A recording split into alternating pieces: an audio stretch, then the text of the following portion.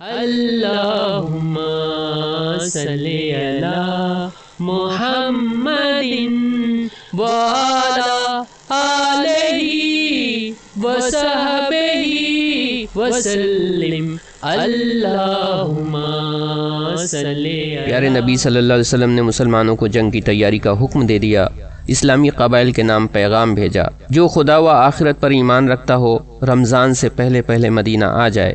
مسلمانوں نے آپ صلی اللہ علیہ وسلم کی آواز پر لبیک کہا۔ مختلف قبیلوں نے پوری تیاری کے ساتھ مدینے کا رخ کیا۔ رمضان کی 10ویں تاریخ تھی، ہجرت کا 8واں سال تھا۔ پیارے نبی 10,000 جانثاروں کے ساتھ مکے کی طرف بڑھے۔ راستے میں آپ صلی اللہ علیہ وسلم کے چچا عباس رضی اللہ تعالیٰ عنہ ملے۔ یہ اپنے اہل و عیال کے ساتھ مکے سے آ رہے تھے۔ آپ نے انہیں خوش آمدید کہا، بہت ہی تپاک اور محبت سے ان کا استقبال کیا اور ان کے بچوں کو آرام و عزت سے مدینے بھجوا دیا۔ اسلامی لشکر خزاع کے چشمے پر پہنچ گیا۔ وہاں پہنچ کر ایک بڑے میدان میں ٹھہر گیا۔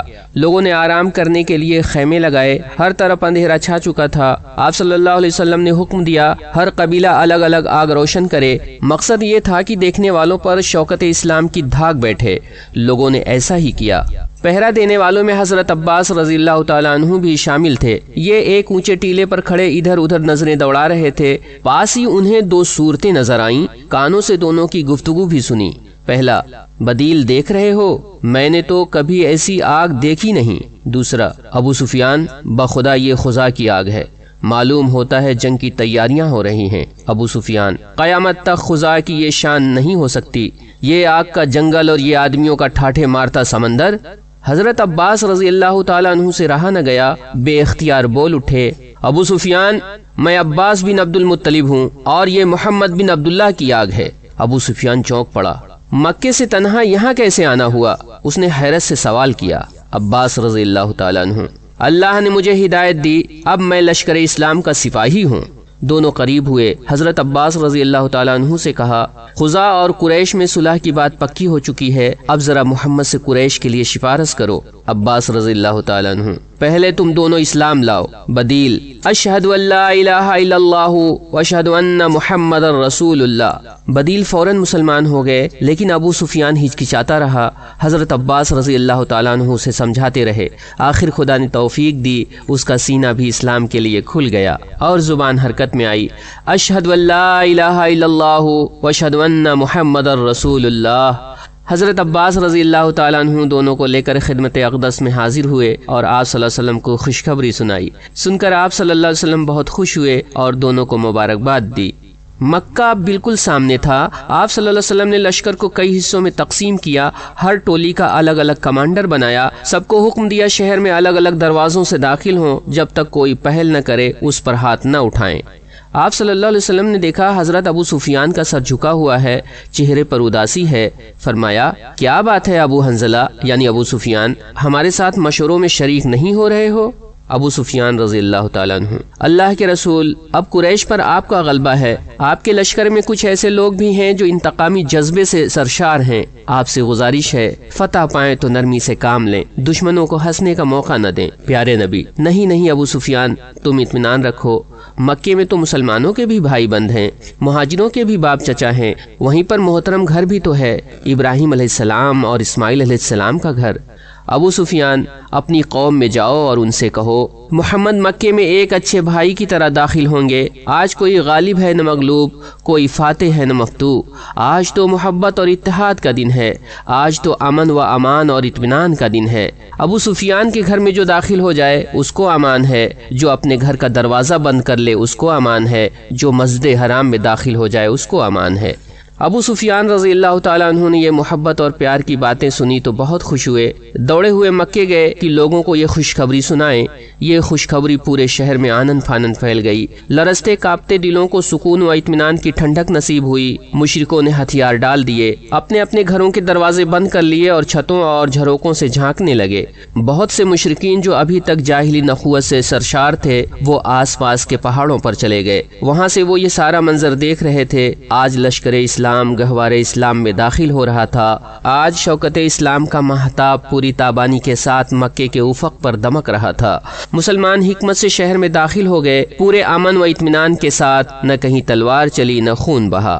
البتہ حضرت خالد بن ولید رضی اللہ تعالیٰ عنہ جس طرف سے داخل ہو رہے تھے، قریشی بہادروں کی ایک جماعت نے مزاحمت کیا۔ مجبوراً حضرت خالد اور ان کے جانباز ساتھیوں کو ٹکر لینی پڑی۔ اس ٹکر کے نتیجے میں قریش کے 24 اور قبیلہ حذیل کے 4 سپاہی کام آ گئے۔ ایک دوسری روایت کے مطابق کل 13 مشرکین مارے گئے اور 3 مسلمان شہید ہوئے۔ بالآخر مشرکین بری طرح پسپا ہوئے اور حضرت خالد اپنے ساتھیوں کے ساتھ مکے میں داخل ہو گئے۔ جب پوری طرح سکون ہو گیا، حالات معمول پر آ گئے، تو آپ صلی اللہ علیہ وسلم نے خانہ کعبہ کا رخ کیا۔ خدا کی شان، وہی گھر جو خلیل اللہ کی تعمیر تھا، وہی کعبہ جو رسول بت شکن کی یادگار تھا، آج 360 بتوں سے گھرا ہوا تھا۔ آج 360 بت اس کے صحن میں براجمان تھے۔ پیارے نبی صلی اللہ علیہ وسلم کے ہاتھ میں ایک چھڑی تھی، اس کی نوک سے ٹھوکے دیتے جاتے، سارے بت اوندھے منہ گرتے جاتے۔ اس وقت زبان مبارک پر یہ کلمات جاری تھے: جاء الحق وزهق الباطل ان الباطل كان زهوقا۔ حق آ گیا اور باطل مٹ گیا، بلا شبہ باطل کو تو مٹنا ہی تھا۔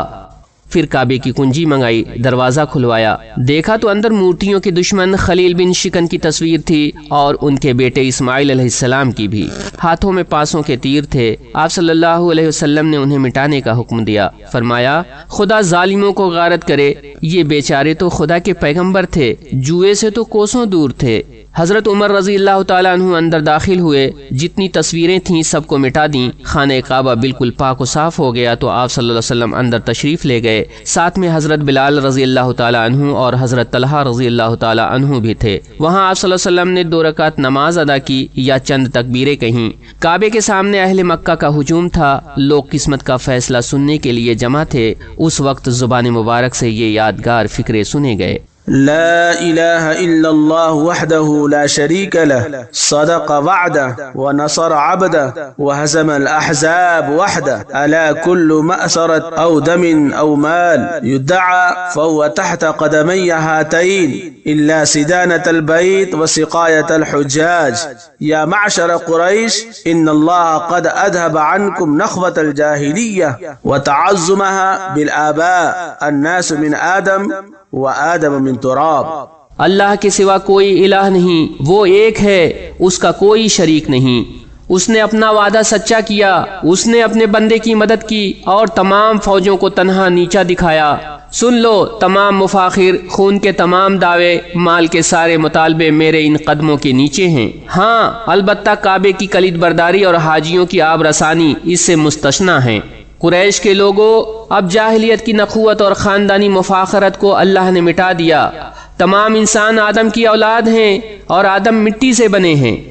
پھر قرآن پاک کی یہ آیات پڑھی: يا أيها الناس إنا خلقناكم من ذكر وأنثى وجعلناكم شعوبا وقبائل لتعارفوا إن أكرمكم عند الله أتقاكم ان اللہ علیم خبیر۔ لوگو، ہم نے تم کو ایک مرد اور ایک عورت سے پیدا کیا اور تمہارے بہت سے قبیلے اور خاندان بنائے کہ تم ایک دوسرے کو پہچان سکو۔ اللہ کے نزدیک تو تم میں سب سے زیادہ عزت والا وہ ہے جو تم میں سب سے زیادہ پرہیزگار ہو۔ بے شک اللہ جاننے والا اور خبر رکھنے والا ہے۔ پھر اعلان فرمایا: ان اللہ ورسولہ حرم بیع الخمر۔ خدا اور اس کے رسول نے شراب کی خرید و فروخت حرام کر دی۔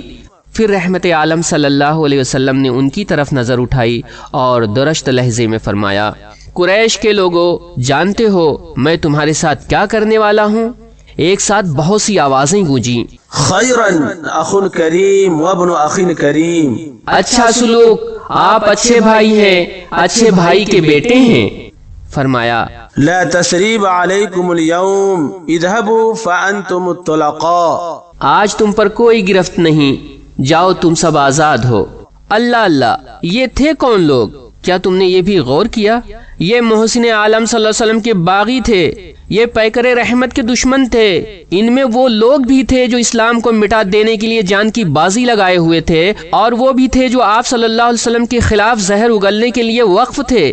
ان میں وہ بھی تھے جن کی تلواروں نے ذات پاک صلی اللہ علیہ وسلم کے ساتھ گستاخیاں کی تھیں، اور وہ بھی تھے جنہوں نے آپ صلی اللہ علیہ وسلم کی راہ میں کانٹے بچھائے تھے۔ ان میں وہ بھی تھے جنہوں نے آپ صلی اللہ علیہ وسلم پر بے دردی سے پتھر برسائے تھے، اور وہ بھی تھے جنہوں نے ایڑیاں لہو لہان کر دی تھیں۔ ان میں وہ بھی تھے جو جان نثاروں کو تپتی ہوئی ریت پر لٹا کر چٹانوں سے دبا دیتے تھے، اور وہ بھی تھے جو ان کے کمزور نحیف جسموں کو لوہے کی گرم سلاخوں سے داغتے تھے۔ اس تاریخ ظلم و ستم کو سامنے رکھو، پھر رحمت عالم صلی اللہ علیہ وسلم کی شان کریمی کا اندازہ لگاؤ۔ اللہ رے وسعت تیرے دامان کرم کی، اس بحر کا ملتا نہیں ڈھونڈے سے کنارہ، اس بحر کا ملتا نہیں ڈھونڈے سے کنارہ۔